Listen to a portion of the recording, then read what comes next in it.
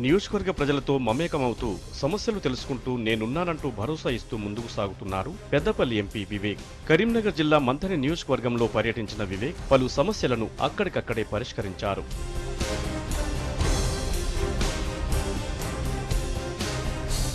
మహదేవ్పూర్లోని గిరిజన బాలుర గురుకుల పాఠశాల, మహాముత్తరంలోని కస్తూరిబా బాలికల పాఠశాలలను సందర్శించారు వివేక్. విద్యార్థుల సమస్యలు అడిగి తెలుసుకున్నారు. మంచి ఆహారంతో పాటు అన్ని సౌకర్యాలు కల్పించాలని హాస్టల్ వార్డెన్కు సూచించారు. మహాముత్తారం మండలంలోని ములుగుపల్లి రైతులను పంటల వివరాలపై ఆరా తీశారు.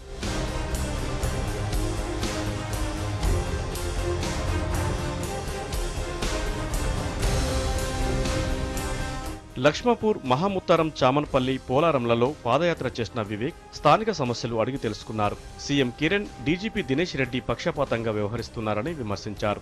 తెలంగాణ ఉద్యమకారులపై అక్రమంగా కేసులు పెట్టించిన ఆ ఇద్దరు సమైక్య ఆందోళనకారులపై ఎందుకు కేసులు పెట్టడం లేదని ప్రశ్నించారు. సీమాంధ్ర ప్రాంతానికి అనుకూలంగా వ్యవహరిస్తున్న సీఎం, డీజీపీ పదవులకు రాజీనామా చేయాలని డిమాండ్ చేశారు. కేంద్ర మంత్రి పదవి అవకాశాన్ని వదులుకొని తెలంగాణ కోసం ఉద్యమిస్తున్నానన్నారు వివేక్. మా నాన్నగారు ఏమన్నారు, 1969లో ఈ అజిటేషన్ తెలంగాణ అయినప్పుడు ఆయనకు పోలీస్ ఫైరింగ్ లో హాస్పిటల్ పెట్టినప్పుడు అప్పుడు ఒక నిర్ణయం తీసుకున్నాడు.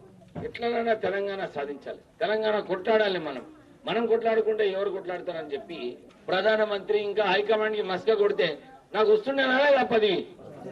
కానీ నేను ఎందుకు వద్దన్నా, మన తెలంగాణ ప్రజలకు అన్యాయం అవుతుంది, తెలంగాణ సాధించుకోవాలని చెప్పి పదవి లేకుండా పదవిని తన్ని నేను ఉద్యమంలో పాల్గొన్నాను. మహాముత్తారంలోని రోడ్డు బాగోలేదని ఓ మహిళ వివేక్ దృష్టికి తీసుకురావడంతో రోడ్డు వేసేందుకు ఎంపీ ల్యాడ్స్ కేటాయిస్తానని హామీ ఇచ్చారు వివేక్. 4000 ఎకరాల అసైన్డ్ భూమిని పేదలకు కేటాయించేలా అధికారులతో మాట్లాడతానన్నారు. దేవాదుల ప్రాజెక్టు నీటిని వ్యవసాయానికి వినియోగించుకునేలా సంబంధిత శాఖల మినిస్టర్స్ తో చర్చిస్తానన్నారు.